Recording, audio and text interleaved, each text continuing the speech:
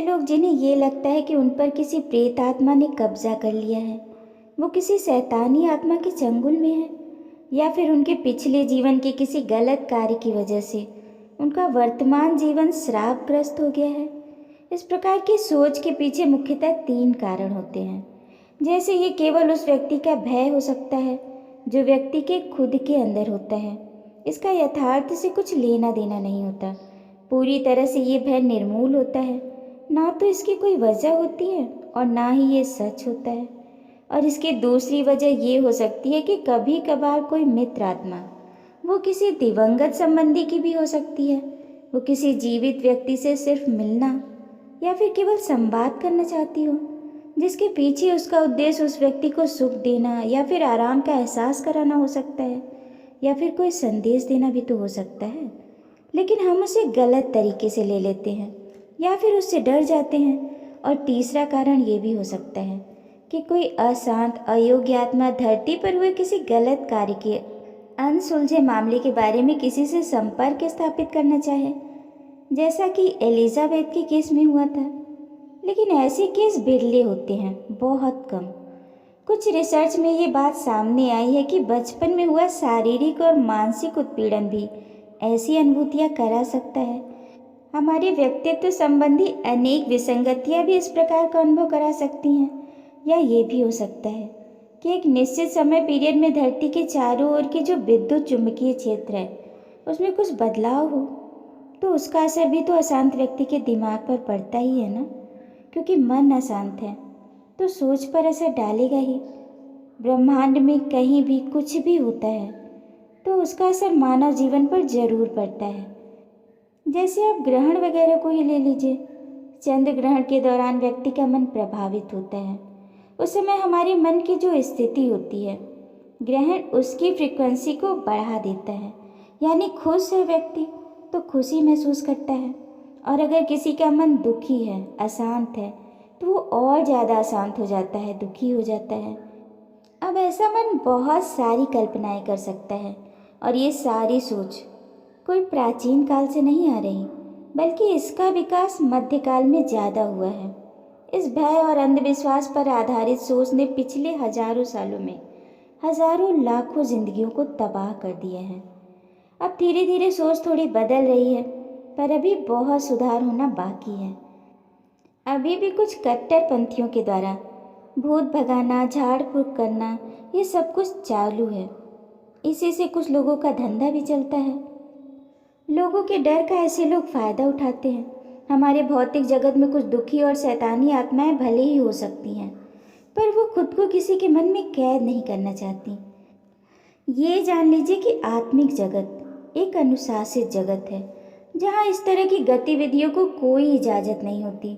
धरती पर जन्म लेने से पहले आत्मा लोग के जो हमारे जीवन अनुबंध थे और हमारी स्वतंत्र इच्छा शक्ति थी, ये दोनों ही चीज़ इस सोच से पूरी तरह से नष्ट हो जाती है। और यही दोनों चीज़ तो पुनर्जन्म की नींव है ना। तो इसके साथ कोई समझौता कैसे हो सकता है? इस बात को हमें गांठ बांध लेनी चाहिए। ये सोच कि बुरी आत्माएं बाहरी शक्तियों के तौर पर हैं, ये अंधविश्वास उन लोगों के द्वारा फैलाया गया है जो लोगों को अपने हितों के लिए इस्तेमाल करते हैं। बुराइयां हमारे खुद के अंदर होती हैं और हमारे अस्त व्यस्त मन में पैदा होती हैं। जिंदगी क्रूर हो सकती है, लेकिन फिर भी ये हमारी बनाई हुई होती है। हमारे मन को किसी बुरी आत्मा ने जकड़ लिया है। ये बात कुछ लोगों के लिए दुखों को स्वीकार करना सरल कर सकती है। ये हमारी क्रूरता को तर्क संगत बनाने और व्यक्ति और समाज के तौर पर हमें जिम्मेदारी से मुक्त करने का तर्क देती है। यहाँ कोई राक्षस आत्मा नहीं है। कोई भी व्यक्ति बुरा पैदा नहीं होता, बल्कि हम जिस समाज में रहते हैं वो समाज हमें बुरा बना देता है। जिस समाज में बुराई का प्रचलन भ्रष्ट व्यक्तित्व की संतुष्टि के लिए होता है, वो मानव मस्तिष्क से निकलता है। देखा होगा आपने, खुद नशे पर काबू नहीं कर पा रहे हैं। अब समाज उसे गलत न कहे या कहे, समाज में अपनी गलत आदत को मनवाने के लिए शंकर जी के पोस्टर को चीलम पकड़ा दिया गया और तर्क दिया गया कि भगवान भी पीते हैं। अब अगर ऐसे लोगों से पूछा जाए कि पिया तो उन्होंने जहर भी था ना, चलिए आप भी पी लीजिए। तो भाग खड़े होंगे, नहीं पिएंगे। इतने अच्छे भक्त हैं, भगवान का अनुसरण करते हैं, तो क्या दिक्कत है पीने में। लेकिन नहीं, वो अच्छी तरह से जानते हैं कि उन्होंने अपनी गलत आदत को जस्टिफाई करने के लिए ये सब प्रपंच रचा है। अब मनुष्य का दिमाग ही तो ये सब खुराफात खोज रहा है। खैर, ये तो दूसरा टॉपिक है। पर एक बात तो है कि बुराई आनुवांशिक नहीं है, बल्कि अगर एक परिवार में हिंसा और क्रूरता है तो यह पीढ़ी दर पीढ़ी सीखे हुए व्यवहार की तरह चलता रहता है। हिंसा और गलत व्यवहार बड़ों का आंतरिक भावनात्मक प्रतिक्रिया है जो बच्चों तक भी फैल जाती है। असामान्य रासायनिकी और अंतःस्राव का असंतुलन भी आत्मा पर प्रभाव डाल सकता है। कभी कभी अपरिपक्व आत्माओं को, जो अनुभवहीन होती हैं, सामंजस्य बैठाने में कठिनाई होती है। लेकिन ये सब आंतरिक बातें हैं, हमारे खुद के अंदर ये क्रिया चल रही है, ना कि कोई बाहरी शक्तियों का काम है। एक अशांत मन को मनोचिकित्सक की ज़रूरत होती है, ना कि भूत भगाने वालों की। अगर देखिए तो आत्माओं का धरती पर आने का उद्देश्य क्या है? क्यों लेती हैं ये पुनर्जन्म? अपनी कमियों को दूर करने के लिए, अपने विकास के लिए, या कहें आत्म खोज के लिए। और इसके लिए वो विपरीत व्यवहार वाला शरीर भी चुन सकती हैं, जिससे उनकी तरक्की जल्द से जल्द हो। अब जर्नी ऑफ सोल्स के सीरीज में हमने देखा था कि कैसे एक आत्मा गर्भ में शिशु के मस्तिष्क से तालमेल बैठाती है। मस्तिष्क और आत्मा को कई साल लग जाते हैं एक रूप होने में। ये भी एक वजह हो सकती है कि एक अनुभवहीन आत्मा किसी मस्तिष्क से ठीक से तालमेल ना बैठा पाए। ऐसे केस में भी व्यक्ति को प्रेत बाधाग्रस्त होने का एहसास हो सकता है। लेकिन याद रखिएगा, सिर्फ एहसास हो सकता है। इसलिए इन सब चीज़ों से डरने की नहीं, बल्कि अपने मन पर सही तरीके से काम करने की ज़रूरत है। किसी व्यक्ति के अगर संपूर्ण ढांचे को देखें तो मोटे तौर पे 3 भागों में बांटा जा सकता है। बाह्य शरीर, या कहें हमारा स्थूल शरीर, जो हमारे शरीर का सबसे बाहरी आवरण है। इसके बाद मन का घेरा होता है, या कहें मनोमय शरीर। और फिर उसके अंदर आत्मिक ऊर्जा, या कहें हमारी आत्मा का स्थान होता है। अगर कोष के रूप में देखें तो और भी कई कोष हैं, पर इनको ही अगर मुख्य रूप से मान लें तो पहले शरीर की शुद्धि, फिर दूसरा स्टेप मन पे कार्य करने का होता है, और तब जाके धीरे धीरे हमारी आत्मा साफ होती है। अब साफ से हमारा मतलब आत्मा की पावर से है, आत्मा की तरक्की, अनुभवी होना, या फिर एक परिपक्व आत्मा बनना।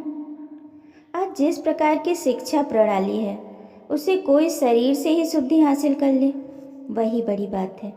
मन के लेवल तक तो हम पहुंच ही नहीं पाते, और जब तक अपने मन पर कार्य नहीं करेंगे, इन अंधविश्वासों से, डर से कभी पार नहीं पा सकते। अगर नज़र घुमाकर अपने आसपास ध्यान देंगे तो ज़्यादातर लोग आजकल मानसिक बीमारी से ही ग्रसित हैं, और ये परसेंटेज धीरे धीरे बढ़ता जा रहा है। पहले जो शिक्षा प्रणाली थी वो तन के साथ मन को भी मजबूत करती थी। आज उसके अभाव का खामियाजा हम सब भुगत रहे हैं। एक शिक्षित और डिग्रीधारी होने में बहुत बड़ा फर्क होता है। शिक्षा के नाम पर हम केवल नकल में ही उलझ कर रह गए। किसी चीज़ को अपनाने के लिए अपनी चीज़ को छोड़ देना, ये कहाँ की बुद्धिमानी है। हम अपनी शिक्षा के साथ साथ दूसरी एजुकेशन को भी तो ग्रहण कर सकते थे। इतने सक्षम थे हम कि दोनों को संभाल सकते थे, लेकिन ऐसा नहीं हुआ। चलिए, अगला केस एक ईसाई उपदेशक का है जो 1920 में मृत्यु को प्राप्त होता है। इन्होंने अपने शहर के हर कोने, हर गली में शैतान को देखा था।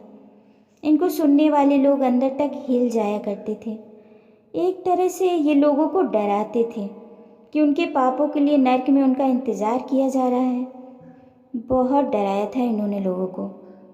अब अपनी खुद की मृत्यु के बाद ये आत्मा लोक के द्वार पर पहुंचते हैं। अब इनका अनुभव आत्मा लोक में क्या था, इसे हम अगली कड़ी में जानेंगे।